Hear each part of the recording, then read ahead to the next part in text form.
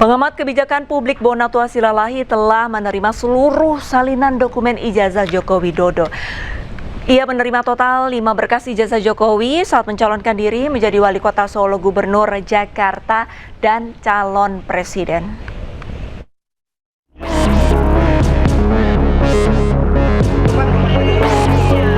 Bonatua Silalahi telah menerima salinan lengkap ijazah Presiden ke-7 Joko Widodo. Salinan tanpa sensor ini diterima oleh Bonatua dari KPU Kota Surakarta, KPU Provinsi Jakarta, dan KPU Pusat. Terakhir, Bonatua menerima 2 salinan ijazah Jokowi dari KPU Kota Surakarta saat Jokowi menjadi wali kota Solo pada tahun 2005 dan 2010.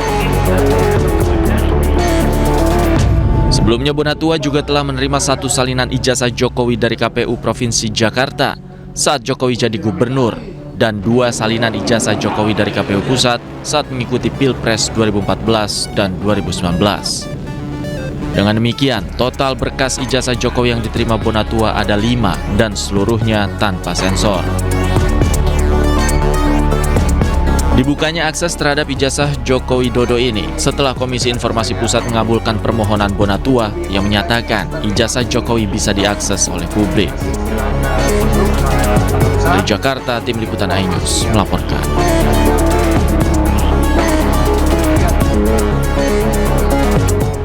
Ya, lantas pemirsa, apakah ditemukan perbedaan dari kelima salinan ijazah Joko Widodo? Selengkapnya saya sudah bersama penerima salinan ijazah Jokowi yang juga merupakan pengamat kebijakan publik, Bang Bonatua Silalahi, dan juga sudah bergabung Kuasa Hukum Presiden ke-7 Republik Indonesia Joko Widodo, Rifai Kusuma Negara, melalui sambungan Zoom. Saya ke Bang Bona terlebih dahulu. Bang Bona, sudah lengkap ada 5 salinan? Ya. Langsung saja pertanyaan inti, adakah perbedaan atau tidak? Saya mau bilang apa ya, sangat disayangkan nggak ada. Tidak ada perbedaan? Tidak ada perbedaan, semuanya sama. Semuanya sama? Dari sisi baik secara konstruksi huruf-hurufnya, tanda tangannya, spesimen gambar, macam segala itu sama. Oke, berarti dengan kata lain, salinan ijazah Joko Widodo yang ada di Bang Bona ini asli atau tidak? Saya belum menjawab ke situ, karena memang tujuan saya baru meminta data untuk diuji. Oke. Nah, kebetulan memang sangat disayangkan bahwa 5 data yang saya peroleh ini statusnya itu verified, not clarified, not authentified.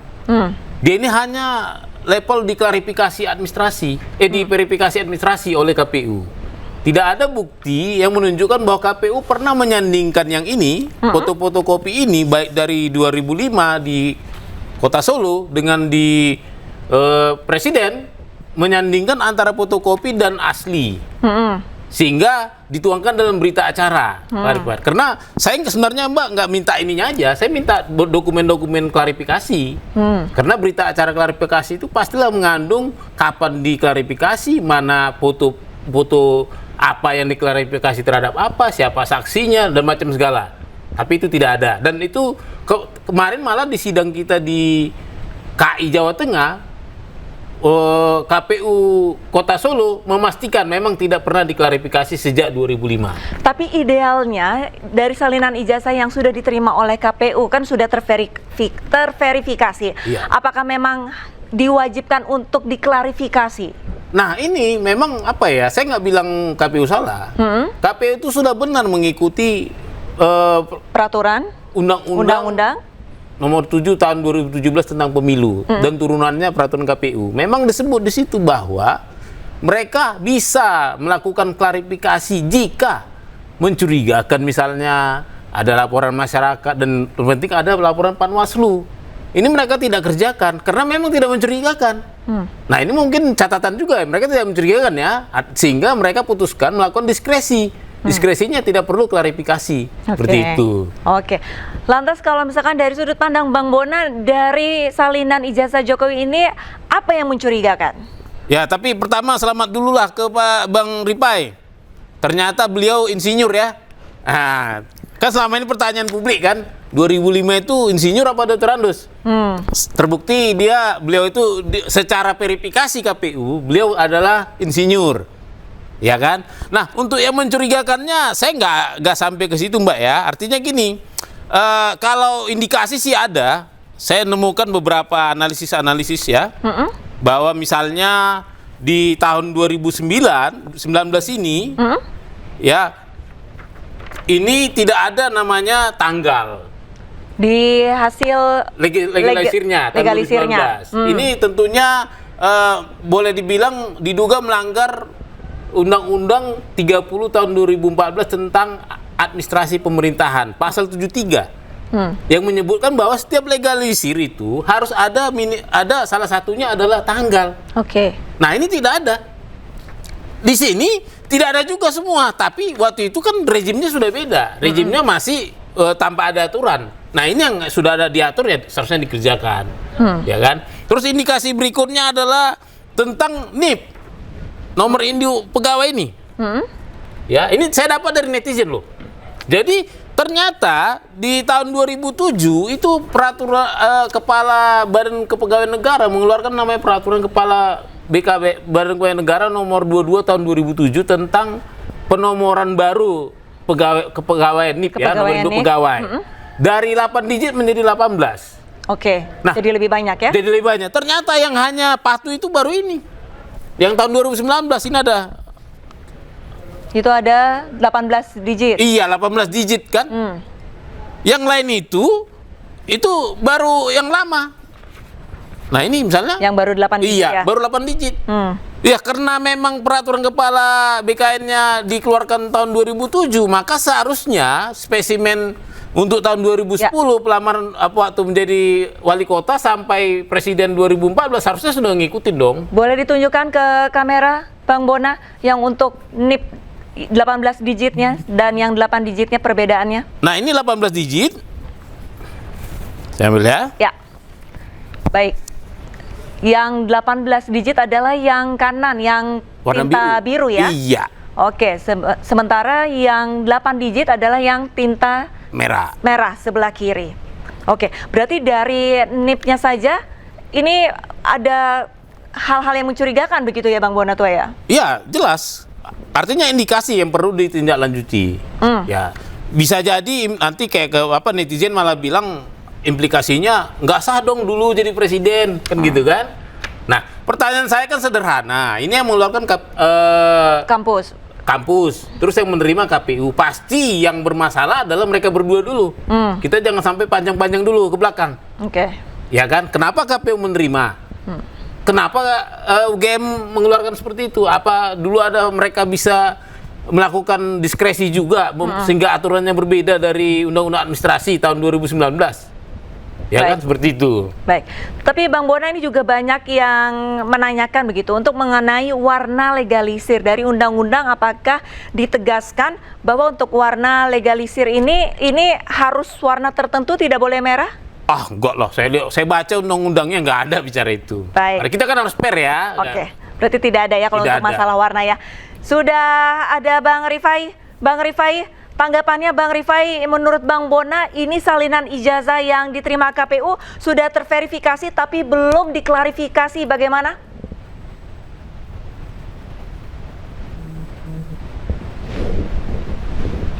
Bang Denganak. Bang Rifai, mohon maaf, sepertinya masih di mute Zoom Anda. Kami belum bisa mendengar suara Anda.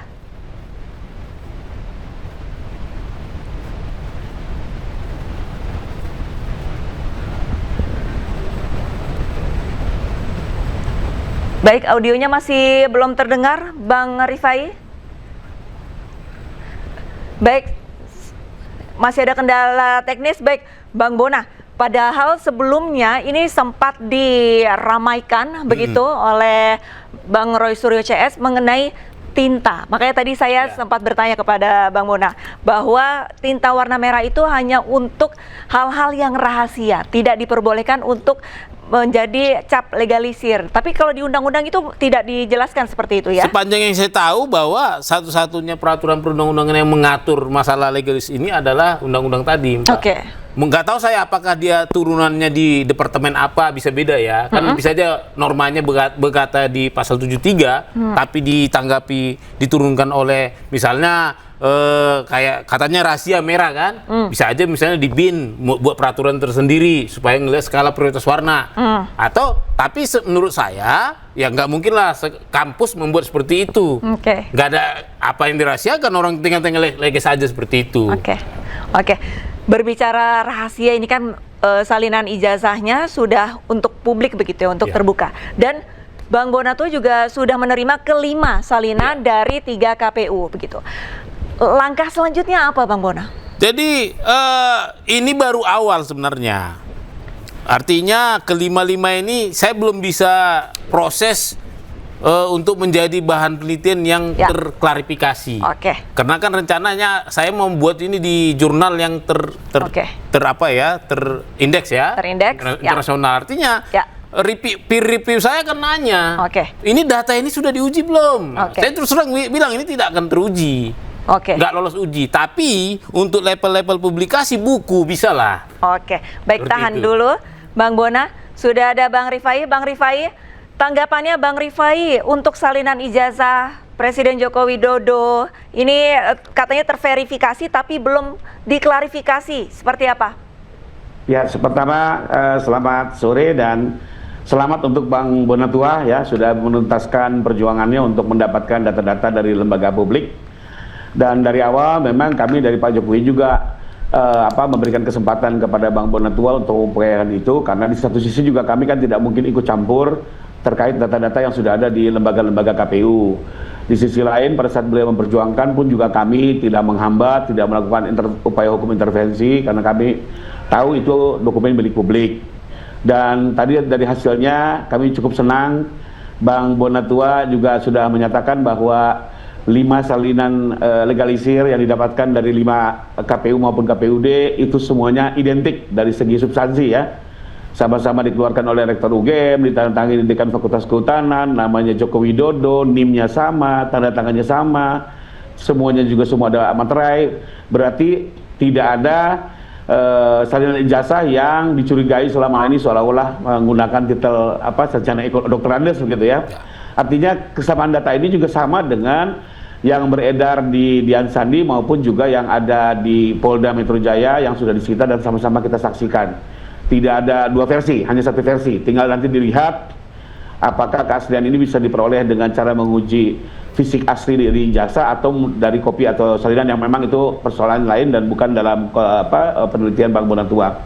Tapi yang menarik di sini adalah pertama, dengan identiknya seluruh legalisir ini, maka pertama terbukti Pak Jokowi selalu melengkapi persyaratan administrasi saat mengikuti pilkada maupun pilpres. Ya, beliau selalu mengikuti ketentuan termasuk menyerahkan ijazah yang dilegalisir. Kedua, yang menarik juga bahwa ternyata ijazah Pak Jokowi ini sudah berkali-kali dilegalisir oleh pihak UGM. Bahkan sampai 5 kali ya dari data yang diterima oleh Bang Bonatua. Artinya berkali-kali juga UGM sudah melihat ijazahnya dan melakukan pengesahan. Dan karenanya tentunya ijazah ini boleh dapat kita katakan sebelum melalui putusan pengadilan ya, itu sah dan identik. Nah, terkait dengan persoalan-persoalan yang ada di legalisir yang tanpa tanda tangan, ya kembali lagi sebenarnya ini harusnya yang menjawab pihak UGM ya, kami tidak bisa menjawab. Sekalipun di TV lain kemarin sempat diskusi juga, ternyata Bang Roy Suryo sendiri saat memperoleh legalisir dari UGM sama-sama juga tanpa tanggal ya. Apakah ini memang model pelayanannya UGM, saya nggak berani mengomentari lah ya. Tapi di sisi lain legalisir ini juga tetap sah, artinya bukan dipalsukan ya, tapi memang selama ini pelayanannya tanpa tanda tangan. Nah, soal NIP dan segala macamnya menurut saya itu persoalan administrasi, saya juga nggak bisa mengomentari, biarlah pihak UGM yang menjelaskan. Tapi kan kembali lagi, hari ini kan kita sedang mencari kebenaran material ya dalam konteks pidana. Jadi kebenaran material itu kebenaran yang sebenarnya, bukan mempersoalkan soal formalitas terkait dengan tanggal legalisir dan segala macam. Itu persoalan formalitas. Oke lah, itu dianggap masih persoalan administrasi ya.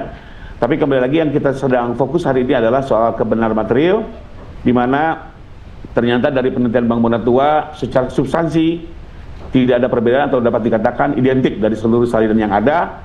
Nah, tinggal ke depan kita lebih fokus lagi untuk melihat untuk mengetahui keaslian ijazah ini apakah didapatkan dari hasil laboratorium forensik ya atau memang bisa dilakukan kajian melalui dokumen digital. Demikian mungkin sementara. Baik, Bang Rifai, berarti untuk substansi material dari salinan ijazah Joko Widodo kelimanya bisa dikatakan sama begitu ya, identik. Lantas yang menjadi kecurigaan teman-teman di sini adalah dari tanggal, tanda tangan, logo hingga NIP. Nah, dari kecurigaan tersebut bisa dikatakan sebenarnya hanya formalitas administrasi yang kurang sempurna begitu? Ya, jadi pertama itu kan harus ditanyakan kepada UGM. Nomor satu harusnya begitu ya. Apakah benar legalisir ini dikeluarkan oleh UGM atau tidak, itu dulu. Kalau ternyata tidak dikeluarkan, wah ini persoalan pidana. Kan begitu kan. Tapi kalau dikeluarkan betul oleh mereka, monggo didalami. Kenapa sih selama ini tidak pakai tidak pakai tanggal gitu kan? Nanti biar mereka yang menjawab. Ya, lalu kedua, kenapa kok ada NIP yang sudah berubah diperbaharui, ada NIP yang masih lama? Biar juga kan mereka yang akan menjawab. Kalau itu kan memang kami juga tidak bisa menjawab terlalu jauh ya. Sekalipun memang kalau dalam kacamata kami, sekalipun itu juga berbeda dengan undang-undang administrasi pemerintahan, tapi ada sebuah asas tata usaha negara ya, asas persepsio justi causa. Artinya kalaupun ada kekeliruan administrasi bukan berarti dengan sendirinya itu pasti tidak sah legalisirnya. Karena yang bisa menyatakan sah tidak sah legalisir itu hanya dua. Apa secara hukum tata usaha negara ya. Pertama adalah yang menerbitkan legalisir atau pengadilan. Jadi untuk hari ini kita terlalu dini lah bilang itu sah tidak sah, bahwa ada beberapa catatan, monggo didalami. Saya juga lebih senang misalnya Bang Bonatua mendatangi UGM menanyakan apakah ini benar legalisir kalian terbitkan, kan begitu, agar publik juga bisa lebih clear melihat persoalan ini. Tapi intinya adalah kami mendukung apa yang dilakukan Bang Bonatua. Kita mencari kebenaran di sini ya. Tentunya dengan tetap objektif, menjaga juga aturan-aturan main dalam penelitian. Baik, tanggapannya terakhir Bang Bonatua mengenai tanggapan tadi dari Bang Rifai seperti apa? Berarti diserahkan ke pihak UGM dan juga pengadilan, bagaimana? Ya benar, setuju. Saya juga akan bersurat ke UGM ya, karena gimana pun penelitian yang baik adalah mendengarkan berbagai perspektif. Nah, saya tidak ingin penjelasan ini berhenti di tengah jalan. Artinya ada justifikasi mengapa UGM mengeluarkan itu. Bisa saja mungkin mereka punya peraturan sendiri. Tinggal masalah kita uji apakah mereka berhak mengeluarkan peraturan yang beda dari undang-undang yang ada. Seperti itu. Memang untuk terkait Bang Roy ya, yang kemarin dia sempat juga klarifikasi bahwa yang dia fotokopi legalisirnya itu memang di bawah tahun 2014. 2014, di bawah 2014 iya, ya? Jadi memang undang-undang itu tidak berlaku surut kan? Karena Undang-Undang Nomor 30 tahun 2014 itu diundang-undangkan itu diundangkan Oktober 2014. Nah, seperti itu, Mbak. Baik.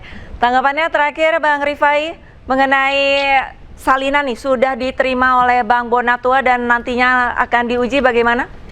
Ya, kalau kami kan kembali lagi, yang tanggung jawab kami adalah substansi dari fotokopi ya, isinya.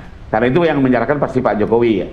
Nah, itu yang merupakan bagian dari tanggung jawab kami. Kalau berbeda isi, berbeda substansi, itu jadi persoalan kami. Nah, soal legalisir, dalam kenyataannya kan itu betul-betul dilegalisir oleh UGM. Nah, mengenai ada beberapa pertanyaan terkait legalisir, monggo saja ditanyakan kepada pihak UGM. Ya, karena mereka yang membubuhkan, mereka juga harus menjelaskan ya terkait dan segala macam. Dan memang satu hal juga yang kemarin juga fakta kita ketahui bersama, kebetulan legalisir Bang Roy Suryo juga sama tanpa tanggal. Jadi apakah ini memang pakem pelayanan mereka ya? Terlepas itu tidak benar ya, tapi ya kembali lagi kan intinya sekarang ini fokus kita adalah mencari kebenaran material ya terkait dengan pemalsuan ya, bukan soal persoalan administrasi. Sekalipun tetap itu perlu bagian dari penelitian, saya tetap mendukung. Bagaimanapun kita perlu banyak lesson learn dari kasus ini ya, termasuk juga KPU lesson learn-nya, apakah ke depan undang-undangnya harus melakukan verifikasi kepada kampus, tidak hanya sekedar menerima legalisir. Saya mendukung itu ya, termasuk kedua juga apakah ke depan tiap-tiap kampus harus lebih tertib membubuhkan tanggal, itu monggo. Jadi itu lesson yang kita petik, tapi kembali ke persoalan utama adalah sampai hari ini belum ada indikasi terjadinya pemalsuan fotokopi ijazah yang diserahkan oleh Pak Joko Widodo. Mungkin demikian. Baik, terima kasih banyak Bang Rifai Kusuma Negara selaku pengacara dari Jokowi dan juga Bang Bonatua Silalahi selaku pengamat kebijakan publik atas diskusinya pada iNews sore hari ini. Terima kasih Bang Rifai. Salam sehat. Suasana haru tak terhindarkan Berbuka puasa bersama keluarga di tempat pengungsian menjadi ujian berat di bulan suci Ramadan. Jelas sedih banget lah, dari kemarin dah sedih kita. Biasa kan di rumah kita penginapannya bulan puasa di Ramadan kayak gini. Nggak bisa ingat lagi. Pokoknya sedih lah pokoknya. Apa-apa nggak bisa di rumah. Di sini kan hanya ala kadar aja. Mau mandi airnya pun nggak cukup. Maksudnya kalau di rumah kan mandi jam yang kita suka mau, ya. Kalau sini nggak bisa. Warga berharap pemerintah dan pihak terkait segera menyelesaikan huntara dan mempercepat pemulihan agar Ramadan berikutnya tak lagi mereka jalani di bawah tenda darurat. Dari PD Jaya Aceh, Jamal Pangwa, iNews melaporkan.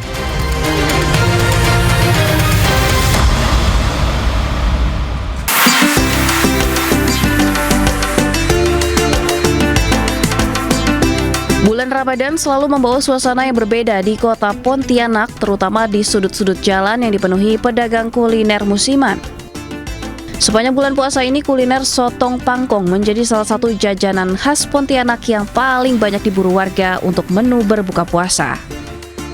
Kuliner sotong pangkong adalah cumi kering yang dibakar dan dipipihkan menggunakan palu, sesuai nama pangkong yang berasal dari bahasa Melayu Pontianak, yang berarti memipihkan atau memukul hingga pipih. Teknik pengolahan yang khas ini memberikan tekstur yang unik pada cumi kering untuk menambah sensasi rasa nikmat. Kuliner sotong pangkong biasanya disajikan dengan pilihan sambal ebi atau sambal kacang dan dibanderol dengan harga bervariasi mulai dari Rp10.000 hingga Rp100.000 tergantung besaran sotong yang dipilih. Kita di sini bisa milih sendiri, bisa mangkung sendiri. Gimana rasanya? Sensasinya mangkung, Om. Campur keringat. Itu mantap, Om. Jadi Om tadi pilih sotong yang ukuran berapa? Ukuran L, Om. Harga sotong pangkong di sini mulai dari Rp10.000 sampai dengan Rp100.000, bervariasi dari macam-macam ukuran. Sambal ada 2 jenis. Yang satu pedas ebi, yang nomor 2 kacang.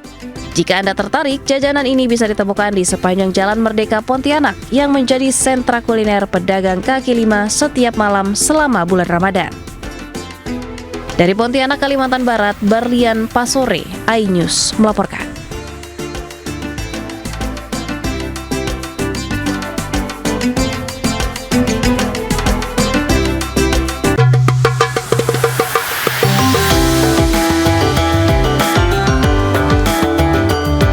Asap tipis mengepul perlahan di sudut desa Lamdingin, Kecamatan Kuta Alam, Banda Aceh. Aroma khas bambu terbakar bercampur santan yang matang menguat di udara dan menggoda siapa saja yang melintas. Di sebuah lapak sederhana, deretan bambu tersusun rapi di atas bara api. Dan di sanalah lemang diproses dengan cara tradisional yang tak berubah sejak dulu. Adonan lemang dimasukkan ke dalam ruas bambu yang telah dilapisi daun pisang, lalu dibakar perlahan di atas bara. Di bulan Ramadan, permintaan meningkat drastis hingga bisa menggunakan ratusan bambu untuk memasak lemang. Penyajian lemang pun beragam. Ada yang menikmatinya dengan selai srikaya, durian, hingga rendang daging megang, hidangan khas Aceh. Untuk bulan puasa biasa 3 varian. Ada lemang hitam, lemang putih, lemang ubi. Dalam sehari bisa menghabiskan berapa sak, Bang? Dalam sehari bisa menghabiskan 5 sak atau 4 sak. Harga lemang bervariasi mulai dari Rp30.000 hingga Rp130.000 per bambu. Di tengah gempuran makanan modern, lemang tetap bertahan. Lemang bukan hanya kudapan berbuka, tetapi simbol kebersamaan dan pengikat kenangan yang menghubungkan keluarga dan tetangga dalam momen sederhana. Dari Banda Aceh, Syukri Syarifuddin, iNews melaporkan.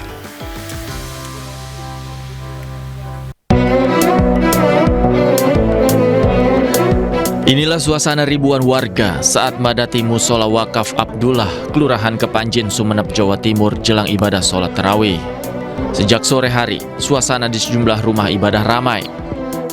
Antusiasme warga tersebut tidak hanya terlihat dalam pelaksanaan ibadah, tetapi juga tradisi pembagian sedekah tahunan. Penyaluran bantuan senilai ratusan ribu rupiah per orang tersebut merupakan zakat mal dari Said Abdullah, politisi senior PDI Perjuangan yang juga merupakan anggota DPR RI Dapil Madura. Ia rutin membagikan zakat mal kepada para jamaah tarawih saat bulan suci Ramadan.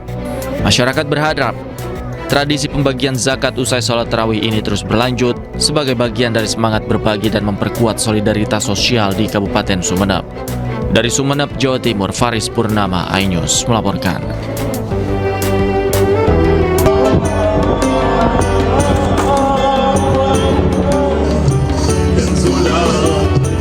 Ramadan datang di Gaza di tengah suasana yang masih jauh dari normal.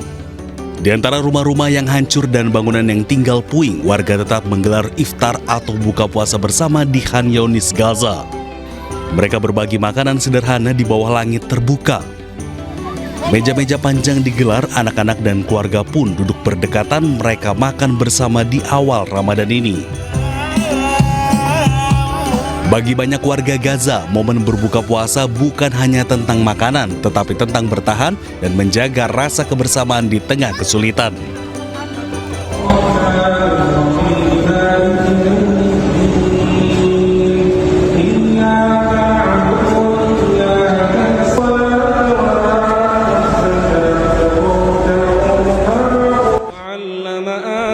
Malam harinya suasana berubah menjadi lebih hening. Di tengah reruntuhan masjid, warga berkumpul menjalankan sholat tarawih yang dipimpin oleh imam.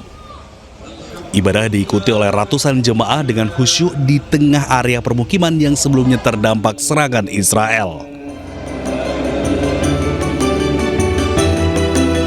Tradisi Ramadan pun berlanjut hingga dini hari.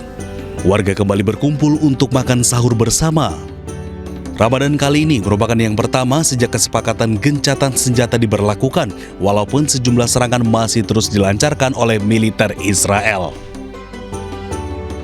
Meski demikian, warga tetap berupaya mempertahankan aktivitas ibadah dan kebersamaan di tengah keterbatasan.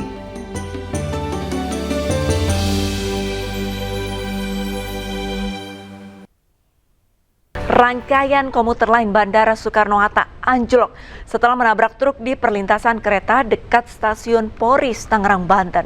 Akibatnya, perjalanan KRL Tangerang Duri juga dihentikan sementara.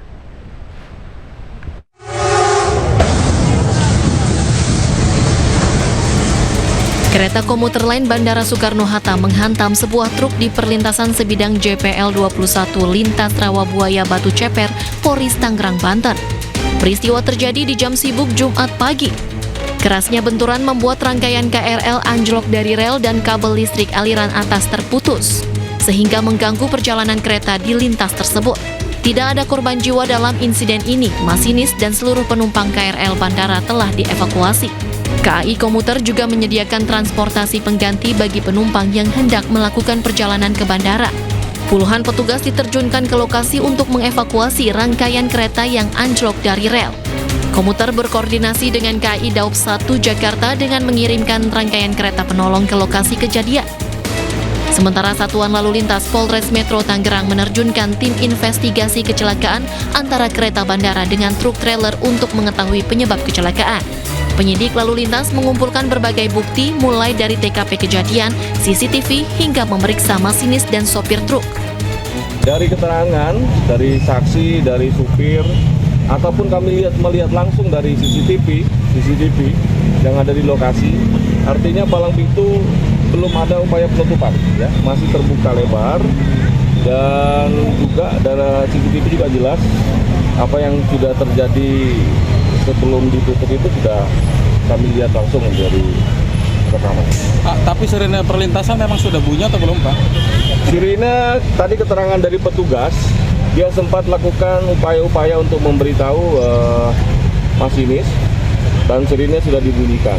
Tapi ada upaya untuk tidak diindahkan daripada kendaraan dan juga memang satu sisi kendaraan juga melihat palang itu belum ditutup. Jadi memang nanti kita harus dalami. Selama upaya evakuasi, perjalanan komuter lain Tangerang hanya sampai stasiun Rawabuaya dan kembali ke stasiun Duri. Sementara perjalanan komuter lain dari arah bandara hanya sampai stasiun Batu Ceper dan kembali ke bandara. Dari Tangerang, Banten, Tim Liputan iNews melaporkan. Proses evakuasi kereta api bandara yang menabrak truk di Tangerang, Banten masih berlangsung. Satu jalur sudah bisa digunakan secara bergantian.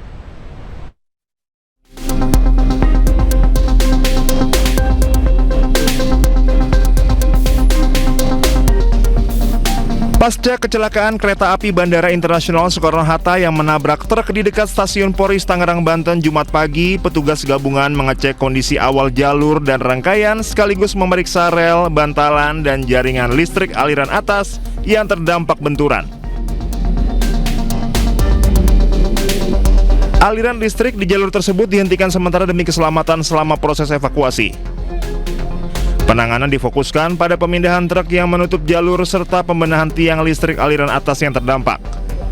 Upaya percepatan dilakukan dengan menurunkan muatan truk. Kendaraan derek yang tiba bersama alat berat kemudian mengangkat badan truk dari atas rel. Selain evakuasi kendaraan, kereta penolong juga diterjunkan membantu penanganan rangkaian. Tim prasarana melakukan perbaikan tiang listrik aliran atas, pengecekan kabel kontak, hingga pengukuran ulang geometrik jalur guna memastikan kondisi lintasan aman sebelum dilalui kembali. Pemulihan jalur dilakukan bertahap sampai dinyatakan layak untuk operasional. Saat ini perjalanan komuter lain Tangerang dari arah stasiun Duri menuju stasiun Tangerang sudah bisa melintas menggunakan satu jalur secara bergantian. Dari Tangerang, Banten, Hasnugara Anyus melaporkan. Selengkapnya mengenai kecelakaan kereta bandara di kawasan Cipondo, Tangerang, sudah bergabung bersama kami Public Relation Manager KAI Komuter, ada Leza Arlan. Selamat sore. Selamat sore. Baik, selamat sore Pak Leza. Pak Leza, mengenai mengenai evakuasi untuk kecelakaan pada siang tadi ini seperti apa? Keretanya apakah sudah dievakuasi, Pak Leza? Ya, jadi tadi sekitar pukul saat ini sudah perjalanan dua jalur sudah bisa dilakukan. Pukul 16.25 tadi juga di jalur yang sebelah yang sebelumnya satu jalur, di satu jalur yang ada keretanya sudah dapat dilalui juga sih, Mbak. Baik. Jadi dua-duanya tapi dengan kecepatan terbatas ya. Dengan kecepatan terbatas. Satu lajur betul. Sudah dibuka tapi secara bergantian ya Pak Leza ya? Ya, tadi pukul 16.25 sebetulnya perjalanan dua jalur sudah dilakukan tapi dengan kecepatan terbatas, dan sekitar 16.25 itu dua-duanya sudah bisa dilalui. Pak Leza, yang menjadi pertanyaan untuk kecelakaan ini apakah jalurnya sendiri, apakah ada palang pintunya atau tidak Pak Leza? Jadi ini merupakan PJL resmi yang dijaga oleh petugas. Betul lah, ada palang pintunya, Mbak. Oke, berarti resmi dan ada petugasnya. Lantas kenapa kecelakaan ini bisa terjadi, Pak? Jadi kalau misalnya kan perjalanan kereta api ini sudah dilindungi undang-undang ya, di mana pintu perlintasan merupakan salah satu rambu dari sama halnya dengan lampu merah lalu lintas lah ya. Jadi ketika bunyi sirine itu harusnya itu sudah berhenti. Sambil palang pintu akan turun. Seperti itu sih, Mbak. Jadi memang petugas kami mengamankan perjalanan dari keretanya, dan harusnya setiap pengendara yang akan melewati pintu perlintasan itu ketika bunyi pun harusnya sudah berhenti gitu sih. Oke. Berarti dengan kata lain sebenarnya petugas sudah melakukan tugasnya, tapi ada kelalaian dari pengendara truk itu sendiri secara tidak langsung? Jadi kan kalau sama halnya dengan rambu lalu lintas, jadi memang banyak kejadian-kejadian yang tidak disiplin ya dari pengendara gitu sih, Mbak. Oke, lantas adakah korban luka, Pak Leza? Jadi tadi pagi kan kejadiannya pukul 6:05 ya. Memang fokus utama kami tadi pagi adalah melakukan evakuasi terhadap semua penumpang dan petugas kami ya. Memang sesuai dengan pemberitaan yang sudah beredar bahwa tidak ada korban, jadi semua aman tadi pagi sih, Mbak. Oke, tidak ada korban luka, semuanya dalam kondisi selamat. Lantas, Pak Leza, bisa diketahui untuk perjalanan kereta ini kan menuju ke bandara begitu, apakah ada kompensasi dari penumpang yang mengalami kecelakaan, Bapak? Jadi kalau tadi pagi memang ada sekitar 20-30 penumpang yang menggunakan komuter lain Basuta ini menuju bandara ya.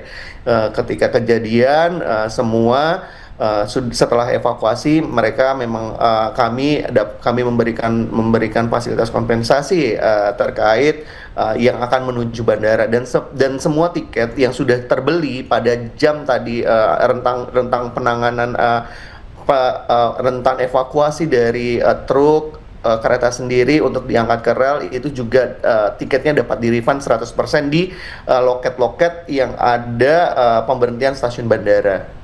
Jadi memang kami memberikan fasilitas itu sih, Mbak.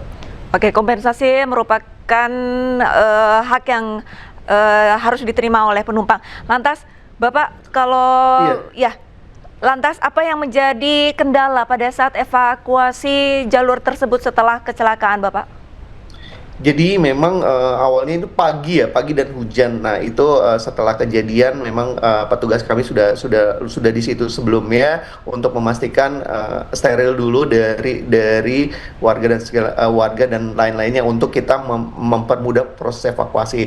Nah setelah itu kami koordinasi secara menyeluruh baik dari KAI Komuter sendiri dan KAI Daob 1 ya, karena ini tidak hanya berdampak dari sisi keretanya saja, tapi juga ada listrik aliran atas yang berdampak, sehingga kami tadi sempat menutup sementara operasional komuter lain Bandara Basuta, di mana untuk mempercepat proses dari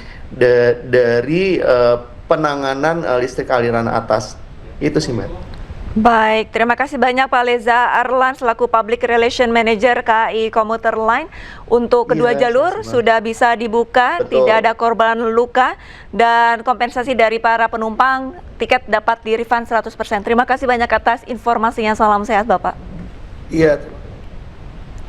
Pemirsa, kita ke informasi selanjutnya. Insiden kereta api bandara menabrak truk di lintas Rawabuaya Batu Ceper pada Jumat pagi mengakibatkan terhentinya seluruh rute perjalanan kereta api bandara. KAI Komuter melakukan pengembalian dana penuh kepada para calon penumpang.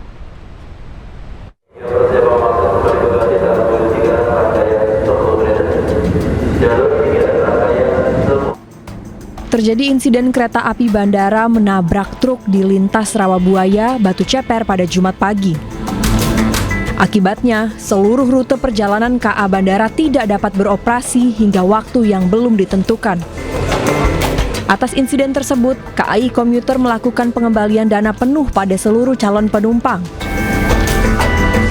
Efeknya jadi kita nggak beroperasi ya Kak sampai jam saat ini, dan rata-rata penumpang pada refund 100% sih Kak. Beroperasinya lagi kembali kita belum bisa pastiin kapan dan jam berapanya gitu sih Kak. Ya masih dalam proses perbaikan sampai saat ini. Untuk KA bandara kita sama sekali nggak beroperasi, cuma untuk KRL kita sampai kalau mau ke bandara itu bisa menggunakan sampai 2. Hingga kini, petugas gabungan KAI Komuter dan KAI Daob 1 masih terus melakukan percepatan proses evakuasi rangkaian kereta bandara yang mengalami kendala operasional. Untuk menekan dampak keterlambatan, KAI Komuter melakukan rekayasa pola operasi pada lintas Durit Tangerang dan komuter lain Bandara Soekarno-Hatta. Terdapat 11 perjalanan yang direkayasa dan 12 perjalanan dibatalkan. Tim Liputan iNews melaporkan. Dari kecelakaan kita beralih ke informasi lain, pemirsa. Hujan sejak semalam disertai luapan air kali Mukevart membuat jalan dan Mogot Cengkareng Jakarta Barat terendam banjir. Tidak sedikit motor yang mogok karena nekat menerjang banjir.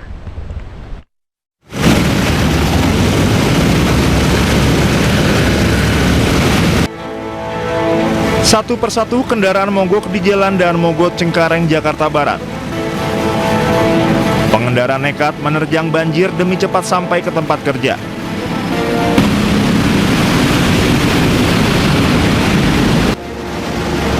Banjir terjadi akibat hujan yang turun sejak semalam membuat kali Mukevart meluap.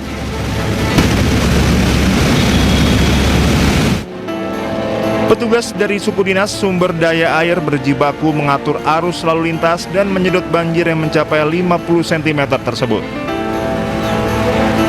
Dari Jakarta, Miftahul Gani, Anyus melaporkan. Informasi selengkapnya mengenai banjir yang merendam kawasan Dan Mogot, Jakarta Barat sudah ada jurnalis iNews Jessica Winoto di lokasi. Selamat sore Jessica, apakah banjir sudah mulai surut sore hari ini? Ya, selamat sore Arlista dan juga pemirsa. Untuk kondisi terkini banjir yang sempat menggenangi area ruas Jalan Dan Mogot saat ini memang sudah kering, yaitu sudah tidak ada banjir lagi karena memang informasinya sejak pukul 12 siang waktu Indonesia Barat tadi air berangsur surut. Yang mana informasinya kita ketahui bahwa banjir ini disebabkan oleh curah hujan yang tinggi sejak Kamis malam hingga pagi tadi dan menyebabkan peluapan air kali yang akhirnya menggenangi area ruas jalan. Dan tentunya ini juga langsung ditanggapi secara cepat oleh petugas biru yang mana informasinya tadi siang sudah dilakukan upaya penyedotan air banjir. Dan untuk arus lalu lintas di area ruas jalan Dan Mogot ini juga terpantau sudah mulai padat karena mengingat sebentar lagi akan buka jam buka puasa, tepatnya 2 jam lagi menuju jam buka puasa. Arlista dan juga pemirsa dapat dilihat bahwa di belakang saya ini sudah terpantau kondisi arus lalu lintas yang mana informasi dari warga setempat bahwa kemacetan ini terjadi karena lampu merah yang ada di depan sana, dan tentunya ini menjadi satu hal cukup biasa informasi dari warga setiap harinya. Memang di jam-jam sibuk pulang kantor akan terjadi kepadatan di area Jalan Dan Mogot, tepatnya mengarah ke arah Tangerang.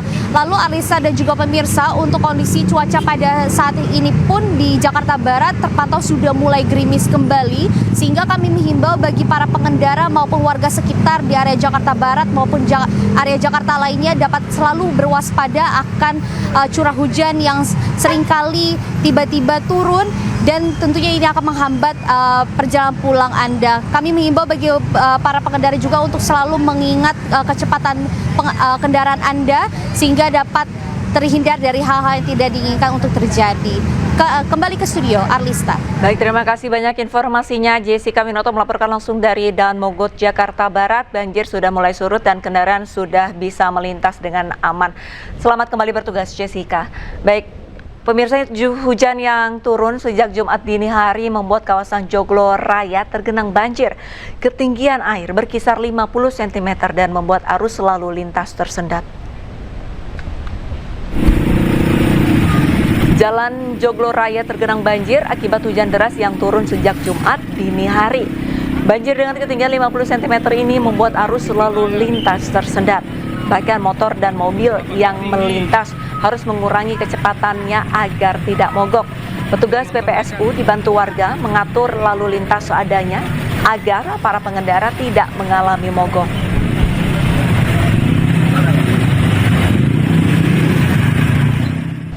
Hujan yang mengguyur wilayah Jakarta dan sekitarnya sejak Jumat dini hari menyebabkan genangan air dan banjir di Jalan Cakung Cilincing Raya, Jakarta Utara. Ketinggian genangan air mencapai 30 cm di Jalan Cakung Cilincing Raya, Jakarta Utara Jumat pagi. Banjir disebabkan hujan deras yang mengguyur Jakarta sejak dini hari tadi. Pengendara roda 2 nekat menerobos genangan demi tetap beraktivitas. Kalinya masih penuh, airnya tumpah ke jalan.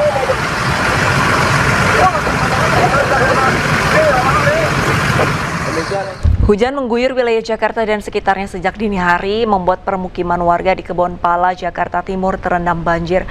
Banjir merendam dengan ketinggian mencapai 1,2 meter.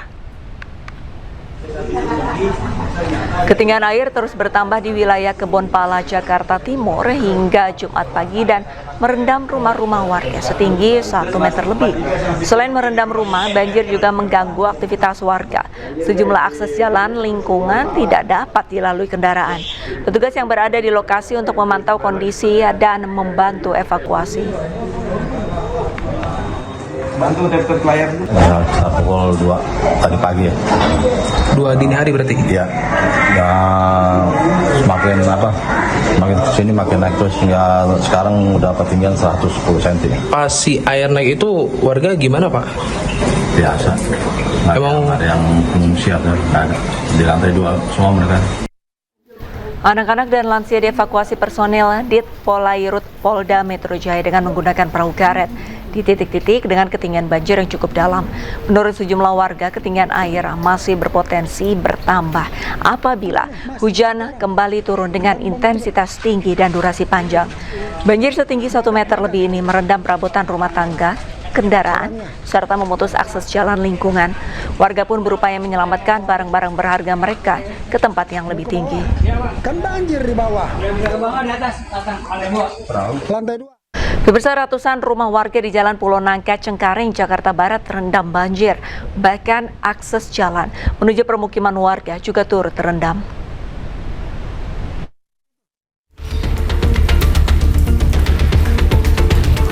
Warga Pulau Nangka, Cengkareng, Jakarta Barat beraktivitas keluar dan masuk rumah dengan menerjang banjir setinggi 30 cm. Selain dilanda hujan sejak semalam, banjir terjadi karena meluapnya Kali Mukefar. Sementara itu, sejumlah sepeda motor mogok lantaran pengendara memaksa melintas. Pagi-pagi masuk airnya, tadi kan itu dari semalam sih hujan nggak turun-turun. Seperti ini tuh. Ya pengennya ya nggak banjir, gimana pemerintah pengennya ya orang sini mah banjir mulu, banjir. Karena takut banjir semakin tinggi, warga mulai mengevakuasi sepeda motornya ke tempat yang lebih tinggi. Warga berharap Pemprov DKI Jakarta serius mengatasi permasalahan banjir yang selalu terjadi setiap hujan turun. Dari Jakarta, Miftahul Gani, Anyus melaporkan. Diguyur hujan deras selama 2 hari, ratusan rumah di Desa Karangligar, Karawang, Jawa Barat kembali terendam banjir. Ketinggian banjir yang bervariasi mulai dari 50 cm hingga 2 meter membuat aktivitas warga lumpuh total.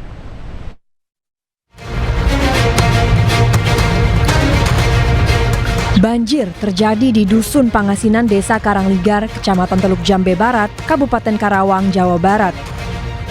Air masuk secara cepat ke rumah warga, hingga warga pun tidak sempat menyelamatkan barang berharga. Menurut data petugas Badan Penanggulangan Bencana Daerah Kabupaten Karawang, debit air terus meningkat hingga siang hari akibat hujan berintensitas tinggi di wilayah hulu selatan dan timur. Proses evakuasi dilakukan sejak pagi oleh petugas gabungan, mulai BPBD, Satpol Airut Polda Jawa Barat, serta Polres Karawang. Petugas menyisir rumah-rumah yang terendam menggunakan perahu karet untuk mengevakuasi warga. Namun, sebagian warga memilih bertahan di rumah masing-masing untuk menjaga harta benda. Kalau untuk puncak ini sekitar pukul 2 dini hari ya, 002 dini hari, masuk air itu mulai pukul 18-an. Untuk saat ini sekitar 200 cm atau 2 meteran yang terdalam. Untuk warga kita evakuasi ke kantor desa Karangligar dan kita juga sudah siapkan tenda pengungsian kembali. Jadi curah hujan yang intensitas lumayan tinggi ya untuk wilayah sekitar, ditambah ada peningkatan aliran sungai Citarum maupun Ciber. Ironisnya, banjir ini terjadi saat warga baru saja menikmati 2 minggu tanpa genangan. Dalam 1 bulan terakhir, kampung ini sudah 4 kali diterjang banjir. Warga mengaku sedih dan lelah karena harus berulang kali membersihkan rumah, terlebih saat sedang menjalankan ibadah puasa Ramadan. Mereka berharap pemerintah segera melakukan normalisasi sungai dan penanganan jangka panjang agar banjir tidak terus terulang. Dari Karawang, Jawa Barat, Rudi Setiawan, iNews melaporkan. Akibat intensitas curah hujan yang tinggi membuat ratusan rumah di perumahan Pondok Maharta, Tangerang Selatan, Banten terendam banjir setinggi 60 cm.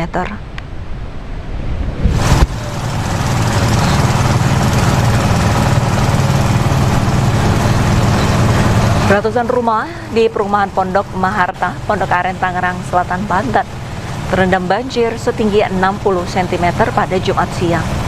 Selain intensitas curah hujan yang tinggi, banjir kerap kali melanda perumahan ini dikarenakan meluapnya kali Terua serta kiriman dari Bogor.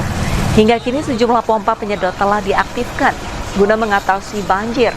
Warga berharap pemerintah Tangerang Selatan segera membuat tandon buatan di sekitar perumahan.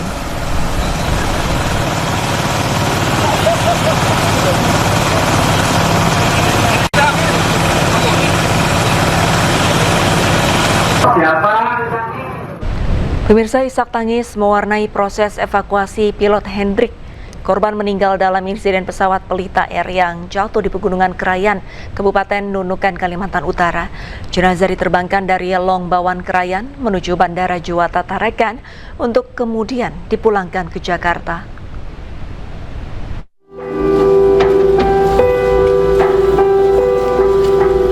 Suasana duka menyelimuti proses evakuasi jenazah Kapten Hendrik, pilot pesawat Pelita Air yang jatuh di Pegunungan Krayan, Kabupaten Nunukan, Kalimantan Utara. Detik-detik keberangkatan jenazah dari Longbawan menuju Tarakan berlangsung sangat emosional. Sejumlah rekan sejawat Kapten Hendrik tidak kuasa menahan kesedihan. Isak tangis rekan sejawat pecah saat peti jenazah tiba di bandara untuk diterbangkan menuju Tarakan Jumat pagi. Beberapa di antaranya bahkan histeris saat melihat kantong jenazah dievakuasi petugas dari mobil ambulans menuju pesawat yang telah menunggu. Jenazah diterbangkan dari Longbawan Krayan menuju Bandara Juwata Tarakan sebelum akhirnya dipulangkan ke rumah duka di Bogor, Jawa Barat. Untuk kondisi medan sangat ekstrim, dia berada di lereng gunung itu. Untuk ininya pohon-pohon masih besar semua, tinggi. Untuk kondisi kami temukan itu pesawat masih api, masih kondisi menyala. Dan untuk pilot kami langsung identifikasi karena yang membuat hanya satu, hanya pilot, jadi kami langsung identifikasi. Setelah kami memastikan di lokasi aman dari bahaya, ya kami langsung mengevakuasi pilot keluar dari pesawat itu, dari kokpit. Posisi pilot di kokpit ya? Posisi pilot di kokpit. Setelah menjalani serangkaian prosedur di RSUD setempat, jenazah dibawa ke Bandara Juwata Tarakan pada Jumat siang. Rencananya dari Tarakan, jenazah pilot Hendrik akan langsung diterbangkan menuju Jakarta. Pihak maskapai dan petugas akan mendampingi proses pemulangan hingga jenazah diserahkan secara resmi kepada pihak keluarga yang sudah menunggu di Bogor, Jawa Barat. Penyebab pasti kecelakaan hingga kini masih dalam penyelidikan pihak Komite Nasional Keselamatan Transportasi atau KNKT. Dari Nunukan, Kalimantan Utara, Usman Codang, iNews melaporkan. Warga di kawasan Krayan, Kabupaten Nunukan, Kalimantan Utara digegerkan dengan pesawat jatuh di area pegunungan. Pesawat jatuh merupakan maskapai pengangkut BBM milik Pelita Air.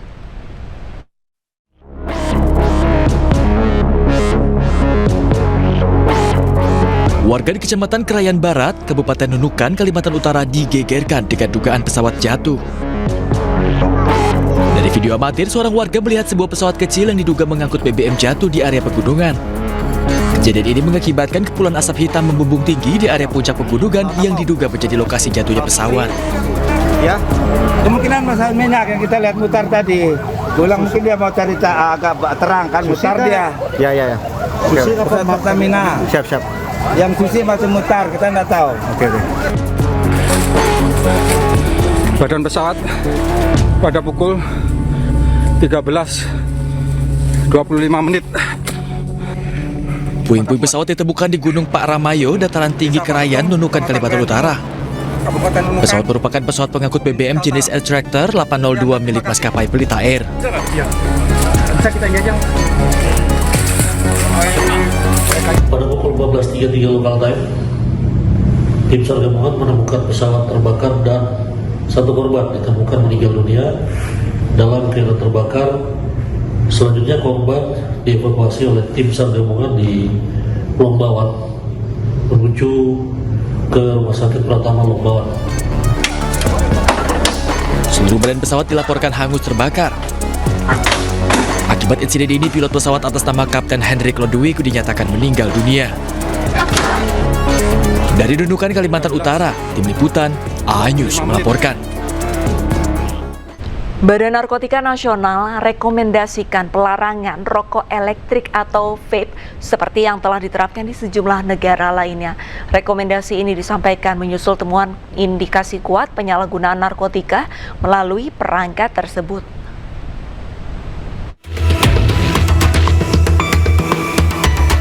Badan Narkotika Nasional ungkap temuan terkait peredaran rokok elektrik atau vape yang mengandung zat narkotika jenis baru, termasuk etomidate, obat bius cair.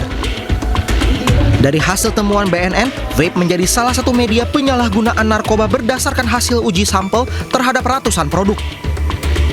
Peredaran vape berisi etomidate atau obat bius sangat berbahaya karena penggunaannya sulit terdeteksi. Terkait hal itu, BNN berencana mengajukan rekomendasi pelarangan vape secara menyeluruh. Penyalahgunaan narkoba di dalam media vape itu memang sudah dalam tahap yang sangat membahayakan. Jadi kami memang memberikan rekomendasi agar vape pada akhirnya adalah dilakukan pelarangan seperti negara-negara yang lain. Vape tanpa narkoba maupun dengan narkoba itu juga sama bahayanya.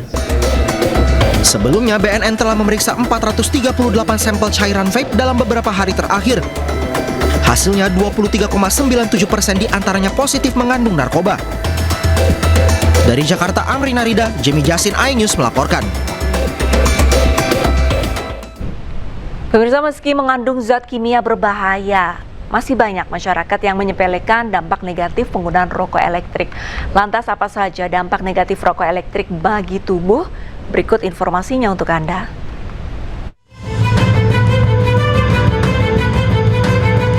Pertama, kerusakan paru-paru. Zat yang menyebabkan penyakit popcorn lung atau bronchiolitis obliterans adalah diasetil. Zat yang sering ditambahkan dalam cairan rokok elektrik beraroma untuk meningkatkan rasa. Kedua, asam lemak masuk ke paru-paru. Pneumonia lipoid terjadi karena menghirup minyak yang terdapat dalam cairan rokok elektrik yang memicu respons inflamasi atau peradangan di paru-paru. Lalu ketiga, ketergantungan nikotin. Nikotin memicu pelepasan dopamin, hormon senang di otak, sehingga pengguna ingin terus menggunakannya. Keempat, pengaruhi perilaku dan kesehatan mental.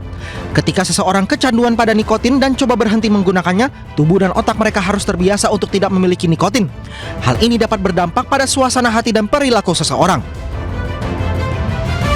Kelima, mempengaruhi kesehatan gigi dan gusi. Paparan aerosol pada rokok elektrik dapat membuat permukaan gigi lebih rentan terhadap perkembangan bakteri. Dan keenam, risiko kanker. Meski rokok elektrik tidak mengandung tar seperti rokok konvensional, uap rokok elektrik mengandung zat kimia berbahaya yang dapat meningkatkan risiko kanker.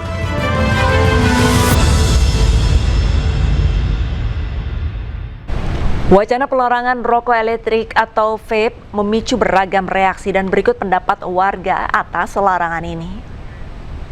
Ya, kalau aku karena kan setiap orang punya haknya sendiri buat nge-vape atau buat ngerokok gitu. Tapi kalau menurutku setujunya itu lebih ke penanganannya seperti apa gitu. Dari BNN-nya seperti apa dan ya mungkin itu aja. Sebenarnya sih setuju nggak setuju ya. Cuma kan kalau misalnya lagi di tempat umum gitu kan kita kan suka ketemu sama orang yang ngerokok sama nge-vape juga kan. Tapi aku kayak kalau ketemu sama orang yang merokok yang bakar gitu, aku agak lebih kurang nyaman gitu dibanding sama yang vape. Karena kan kalau vape kayaknya asapnya kayak langsung hilang gitu. Nggak setuju sih, karena kan pasti regulasinya juga agak berantakan ya. Karena kalau dilarang semua tanpa aturan yang jelas juga bikin bingung juga para konsumennya gitu. Tapi abang pengguna atau tidak? Saya dulu sempat ngegunain vape sih, cuma udah berhenti. Beralih ke informasi lain, pemirsa program Makan Bergizi Gratis atau MBG tetap berjalan selama Ramadan. Menu yang dibagikan dalam bentuk yang lebih awet atau tidak cepat basi dan dibagikan di jam pulang sekolah.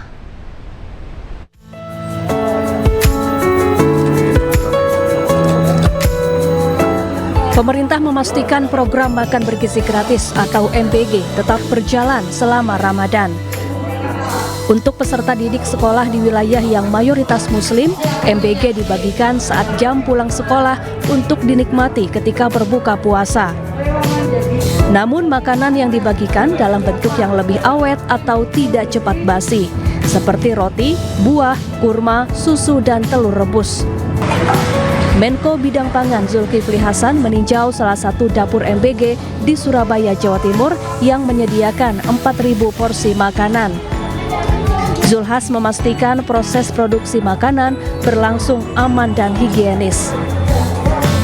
Bagi yang berpuasa dikasih makanan kering. Tadi ada contohnya ada telur, ya kan telur direbus saja, jadi kapan aja bisa dimakan kan. 2 roti, 3 bisa kurma, ya. Ada 4 kacang tadi. Ada juga buah, nggak pakai kurma kalau buah. Jadi makanannya dalam bentuk susu, dalam bentuk kering yang puasa. Sementara itu bagi santri di pondok pesantren, MBG diberikan saat waktu berbuka puasa. Sedangkan bagi kelompok ibu hamil, ibu menyusui, dan balita, MBG diberikan seperti biasa karena mereka tidak berpuasa. Dari Surabaya, Jawa Timur, Yuda Prawira, iNews melaporkan. Majen TNI Purnawirawan Prihati Pujawaskito resmi dilantik menjadi Direktur Utama BPJS Kesehatan yang baru. Iriawan Buntoro. Presiden Prabowo Subianto menunjuk Prihati Pujawaskito yang akan menjabat hingga tahun 2031 mendatang, menggantikan posisi Ali Gufron Mukti yang jabatannya habis pada Februari ini.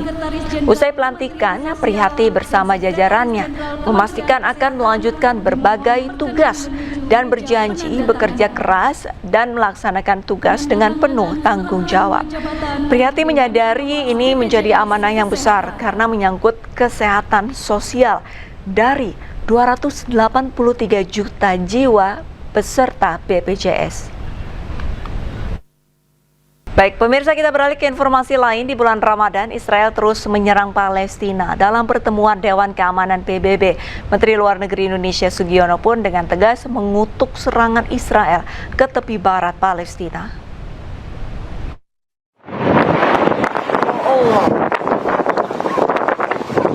Ya Allah, cepat. Tentara pendudukan Israel terus melancarkan serangan udara di kota Beit Umar, utara Hebron, tepi barat Palestina. Rekaman video memperlihatkan detik-detik rumah milik keluarga Walid Sabarna di Beit Umar hancur setelah diledakkan oleh pasukan Israel.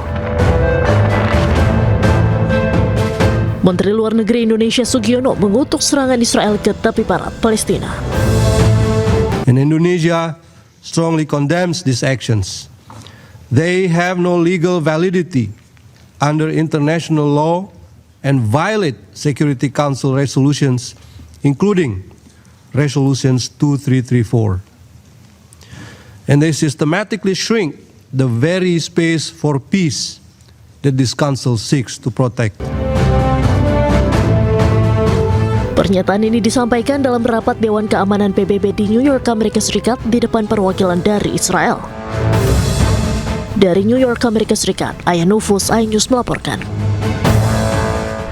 Presiden Prabowo Subianto menghadiri langsung pembukaan KTT Dewan Perdamaian atau Board of Peace di Washington DC. Dalam acara ini, Indonesia bersedia menjadi wakil komandan untuk pasukan stabilisasi Gaza.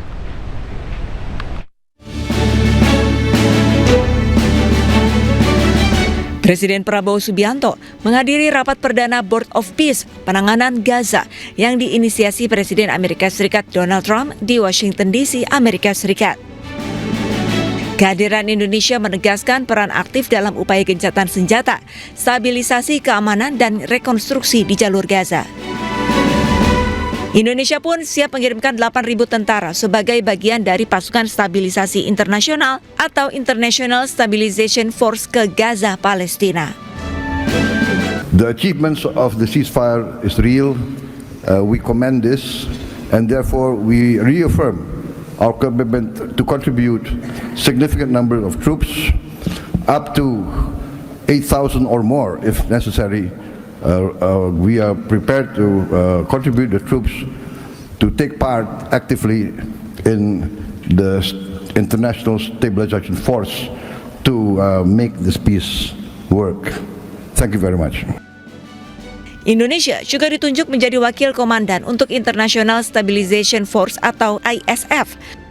Pasukan ini akan mengawal perdamaian dan pembangunan di Gaza.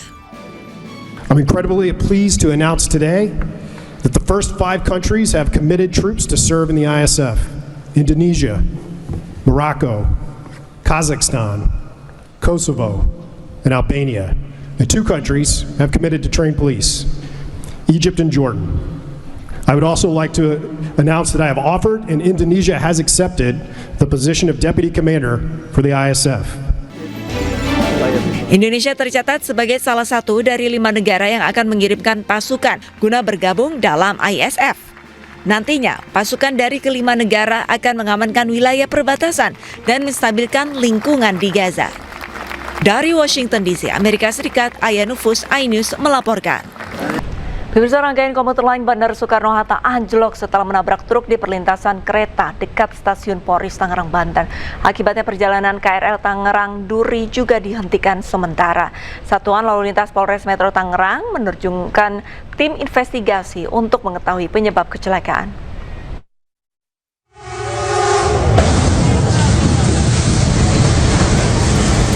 Kereta komuter lain Bandara Soekarno-Hatta menghantam sebuah truk di perlintasan sebidang JPL 21 lintas Rawabuaya Batu Ceper, Polres Tangerang, Banten. Peristiwa terjadi di jam sibuk Jumat pagi. Kerasnya benturan membuat rangkaian KRL anjlok dari rel dan kabel listrik aliran atas terputus, sehingga mengganggu perjalanan kereta di lintas tersebut. Tidak ada korban jiwa dalam insiden ini, masinis dan seluruh penumpang KRL bandara telah dievakuasi. KAI Komuter juga menyediakan transportasi pengganti bagi penumpang yang hendak melakukan perjalanan ke bandara. Puluhan petugas diterjunkan ke lokasi untuk mengevakuasi rangkaian kereta yang anjlok dari rel. Komuter berkoordinasi dengan KAI Daup 1 Jakarta dengan mengirimkan rangkaian kereta penolong ke lokasi kejadian. Sementara Satuan Lalu Lintas Polres Metro Tangerang menerjunkan tim investigasi kecelakaan antara kereta bandara dengan truk trailer untuk mengetahui penyebab kecelakaan. Penyidik lalu lintas mengumpulkan berbagai bukti mulai dari TKP kejadian, CCTV, hingga memeriksa masinis dan sopir truk. Dari keterangan, dari saksi, dari supir, ataupun kami melihat langsung dari CCTV yang ada di lokasi, artinya palang pintu belum ada upaya penutupan, ya, masih terbuka lebar, dan juga dari CCTV juga jelas apa yang sudah terjadi sebelum ditutup itu sudah kami lihat langsung dari rekaman. Tapi sirine perlintasan memang sudah bunyi atau belum, Pak? Sirine tadi keterangan dari petugas, dia sempat lakukan upaya-upaya untuk memberitahu masinis dan sirine sudah dibunyikan. Tapi ada upaya untuk tidak diindahkan daripada kendaraan dan juga memang satu sisi kendaraan juga melihat palang pintu belum ditutup. Jadi memang nanti kita harus dalami. Selama upaya evakuasi, perjalanan komuter lain Tangerang hanya sampai stasiun Rawabuaya dan kembali ke stasiun Duri. Sementara perjalanan komuter lain dari arah bandara hanya sampai stasiun Batu Ceper dan kembali ke bandara. Dari Tangerang, Banten, Tim Liputan iNews melaporkan.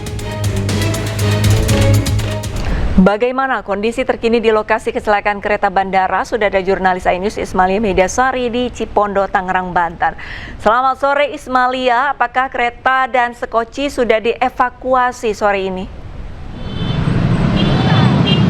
Ya, selamat sore Diandra dan juga pemirsa. Kalau ditanya apakah kereta dan skocinya sudah dievakuasi atau belum, saat ini sudah dievakuasi dan tadi proses evakuasi selesai pada pukul 16.30, yang dimana saat ini untuk yang tadinya hanya satu lajur kereta yang bisa digunakan, saat ini sudah bisa 2 lajur kereta digunakan. Ini berarti tandanya kereta baik tadinya yang bermasalah dari kereta dari Tangerang ke Duri maupun juga sebaliknya ini sudah bisa berjalan normal kembali. Dan untuk aktivitas lalu lintas di sini juga sudah mulai kembali normal karena memang sudah dibuka untuk 2 jalur, baik dari jalur arah Cipondo menuju Daan Mogot maupun juga sebaliknya.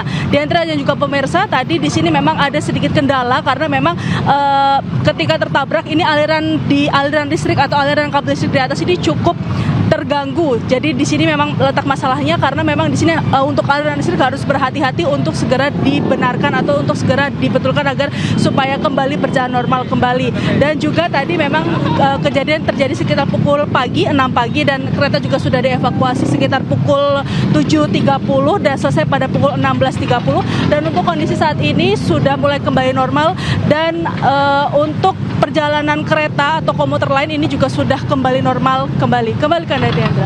Baik, terima kasih banyak informasinya Ismalia dan selamat kembali bertugas.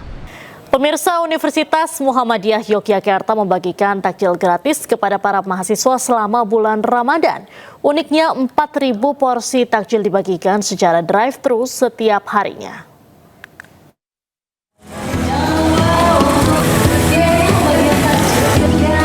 Selama bulan Ramadan, kampus UMY membagikan 4.000 porsi takjil gratis. Pembagian takjil dilakukan secara drive-thru. Mahasiswa antre sejak pukul 3 sore untuk mendapatkan satu paket takjil dengan menu bergizi dan segelas minuman segar.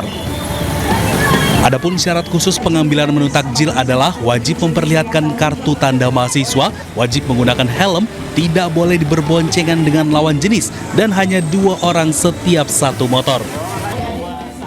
Pemirsa, berburu takjil merupakan salah satu momen yang paling ditunggu saat Ramadan. Warga berbondong-bondong menyerbu lapak takjil di Jalan Keramat, Jakarta Pusat. Di hari kedua Ramadan, warga antusias berburu beragam jenis takjil untuk berbuka puasa. Beragam takjil berupa makanan ringan dengan cita rasa manis, seperti aneka kue dan aneka gorengan yang memiliki cita rasa asin, gurih hingga pedas diburu warga. Selain makanan ringan, lapak takjil di kawasan Keramat, Jakarta Pusat ini juga menjajakan makanan berat dengan beragam pilihan yang dapat dinikmati saat berbuka puasa nanti.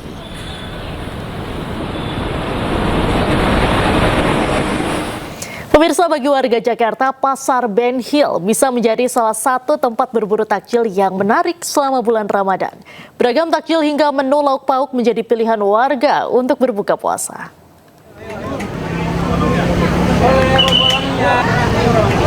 Jangan sampai terlambat kalau ingin berburu takjil di Pasar Ben Hill, pemirsa, sebab warga sudah menyerbu lapak pedagang sejak pukul 15 sore hari. Beragam menu berbuka puasa dijajakan mulai dari makanan ringan hingga lauk pauk. Sajian minuman dingin berbagai rasa juga menjadi pilihan favorit warga untuk melengkapi menu berbuka puasa.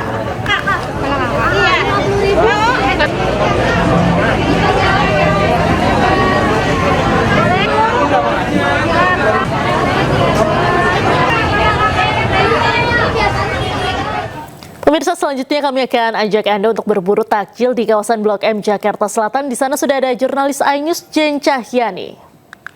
Selamat sore, Jen. Takjil apa nih yang menjadi favorit warga di Blok M? Iya, selamat sore Diandra dan juga pemirsa. Nah, kali ini saya mau mengajak Diandra dan pemirsa di rumah untuk berburu takjil di kawasan Blok M.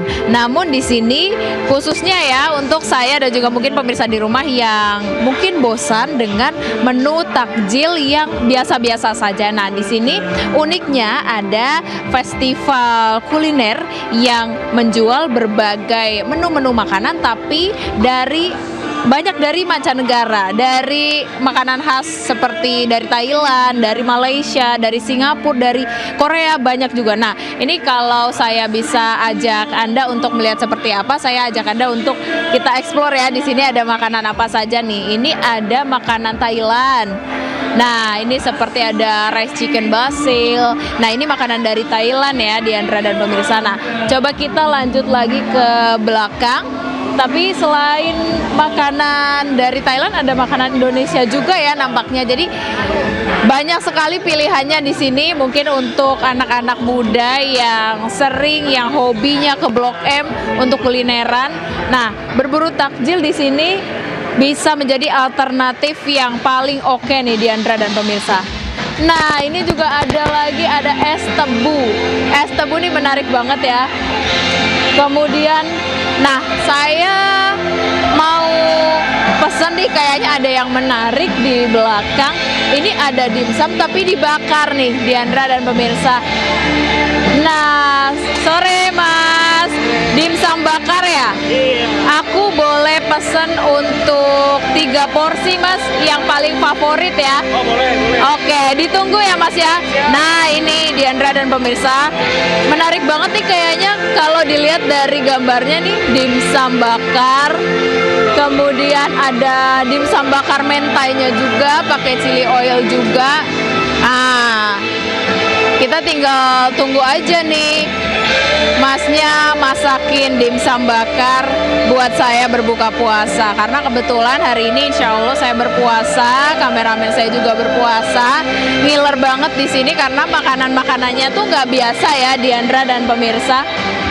Oke, nah kalau biasanya dalam berbuka puasa ini saya takjilnya, saya cari-carinya tuh gorengan ya, karena gorengan kalau nggak ada gorengan nggak afdol. Tapi kali ini saya pengen coba yang beda, makanya saya cari kulineran yang makanannya nggak biasa saya makan pada saat berbuka puasa. Oke, oh saya pengen mungkin tanya-tanya sedikit kali ya sama pelanggan di sini. Nah, kita cari dulu. Nah, ini ada kakaknya nih. Kakak jangan kabur, Kak. Saya mau tanya sedikit, Kak. Oke, siapa namanya, Kak? Priska. Kak Priska. Kak Priska di sini lagi menunggu waktu berbuka, Kak? Iya, betul. Oke. Di sini udah pesen makanan apa aja? Udah pesen itu, mango sticky rice, sama dimsum, sama es tebu. Oke, mango sticky rice dari Thailand ya. Dimsumnya favorit juga ternyata ya, kayak. Favorit juga, apalagi yang dikasih mentai. Oke. Nah, emang biasanya buka puasa cari tempat berburu di Blok M atau gimana, Kak? Iya, karena kan di Blok M kan banyak banget kulineran, tapi di sini tuh lagi ada bazar juga kan, lintas negara temanya. Jadi banyak banget macam-macam makanan yang unik-unik dari berbagai negara juga. Oke, makasih banyak Kak Priska. Selamat menunggu waktu berbuka ya. Nah, itu dia Diandra dan pemirsa, seru banget. Tapi selain tadi saya udah pesen dimsum, saya mau lihat-lihat lagi yang lain karena di sana ada yang menarik nih yang saya pengen coba. Ada es potong Singapura, ada ais balang Malaysia, kemudian ada makanan-makanan viral lainnya yang juga diburu oleh anak muda yang datang ke sini. Sementara itu Diandra. Banyak sekali pilihan di Blok M ya untuk takjilnya. Kelihatannya enak-enak semua. Terima kasih Jen Cahyani atas laporan Anda. Nah, terima kasih Jen Cahyani atas laporan Anda langsung dari Blok M Jakarta Selatan. Selamat sore, selamat kembali bertugas. Kita beralih ke informasi selanjutnya, pemirsa. Pengamat kebijakan publik Bonatwa Silalahi telah menerima seluruh salinan dokumen ijazah Joko Widodo. Ia menerima total 5 berkas ijazah Jokowi saat mencalonkan diri menjadi Wali Kota Solo, Gubernur Jakarta, dan calon presiden.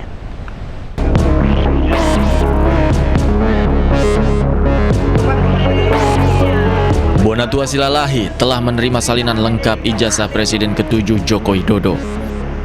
Salinan tanpa sensor ini diterima oleh Bonatwa dari KPU Kota Surakarta, KPU Provinsi Jakarta, dan KPU Pusat. Terakhir, Bonatwa menerima 2 salinan ijazah Jokowi dari KPU Kota Surakarta saat Jokowi menjadi Wali Kota Solo pada tahun 2005 dan 2010. Sebelumnya Bonatwa juga telah menerima 1 salinan ijazah Jokowi dari KPU Provinsi Jakarta saat Jokowi jadi gubernur, dan 2 salinan ijazah Jokowi dari KPU Pusat saat mengikuti Pilpres 2014 dan 2019. Dengan demikian, total berkas ijazah Jokowi yang diterima Bonatwa ada 5 dan seluruhnya tanpa sensor. Dibukanya akses terhadap ijazah Joko Widodo ini setelah Komisi Informasi Pusat mengabulkan permohonan Bonatwa yang menyatakan ijazah Jokowi bisa diakses oleh publik. Dari Jakarta, Tim Liputan iNews melaporkan.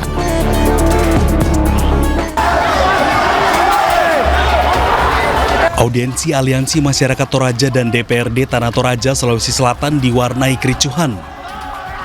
Kericuhan dipicu penolakan massa terhadap rencana pembangunan proyek geotermal. Mereka menilai proyek tersebut berpotensi menimbulkan dampak negatif pada lingkungan dan masyarakat sekitar. Suasana duka menyelimuti proses evakuasi jenazah Kapten Hendrik, pilot pesawat Pelita Air yang jatuh di Pegunungan Krayan, Kabupaten Nunukan, Kalimantan Utara. Jenazah diterbangkan dari Longbawan Krayan menuju Bandara Juwata Tarakan sebelum akhirnya dipulangkan ke rumah duka di Bogor, Jawa Barat. Hujan sejak semalam disertai luapan Kali Mokervart membuat jalan dan Mogot Cengkareng, Jakarta Barat terendam banjir. Ketinggian air mencapai 50 cm. Tak sedikit motor yang mogok karena nekat menerjang banjir. Pemirsa, rangkaian komuter lain Bandara Soekarno-Hatta anjlok setelah menabrak truk di perlintasan kereta dekat Stasiun Poris, Tangerang, Banten. Akibatnya perjalanan KRL Tangerang Duri juga dihentikan sementara. Satuan Lalu Lintas Polres Metro Tangerang menerjunkan tim investigasi untuk mengetahui penyebab kecelakaan.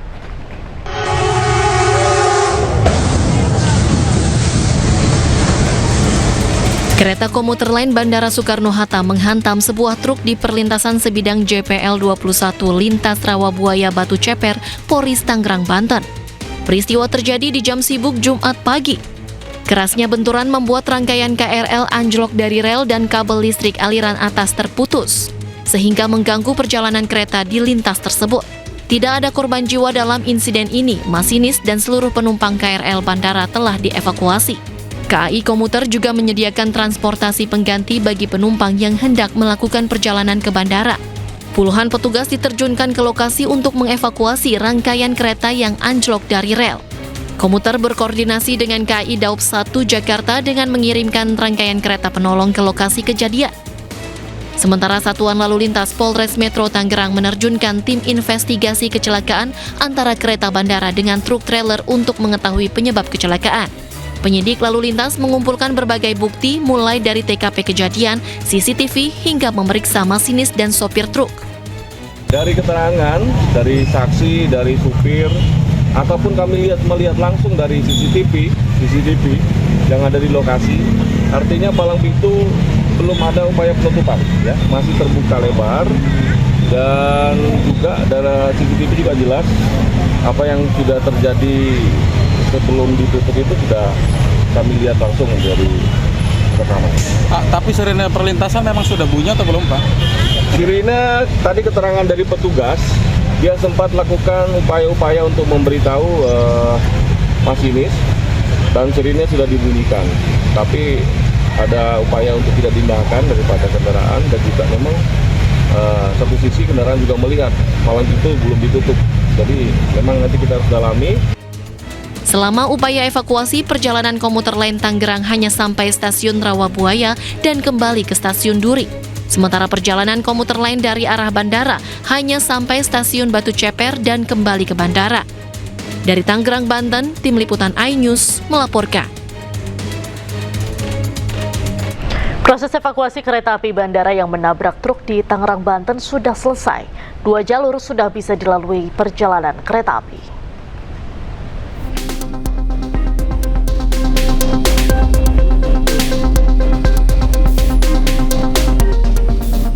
Pasca kecelakaan kereta api Bandara Internasional Soekarno-Hatta yang menabrak truk di dekat stasiun Poris, Tangerang, Banten Jumat pagi, petugas gabungan mengecek kondisi awal jalur dan rangkaian sekaligus memeriksa rel, bantalan, dan jaringan listrik aliran atas yang terdampak benturan. Aliran listrik di jalur tersebut dihentikan sementara demi keselamatan selama proses evakuasi. Penanganan difokuskan pada pemindahan truk yang menutup jalur serta pembenahan tiang listrik aliran atas yang terdampak. Upaya percepatan dilakukan dengan menurunkan muatan truk. Kendaraan derek yang tiba bersama alat berat kemudian mengangkat badan truk dari atas rel.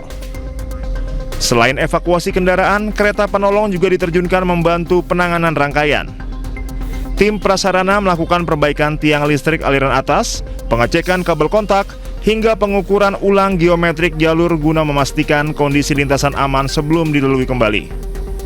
Pemulihan jalur dilakukan bertahap sampai dinyatakan layak untuk operasional. Saat ini perjalanan komuter lain Tangerang dari arah stasiun Duri menuju stasiun Tangerang sudah bisa melintas menggunakan 1 jalur secara bergantian. Dari Tangerang, Banten, Hasnugara iNews melaporkan.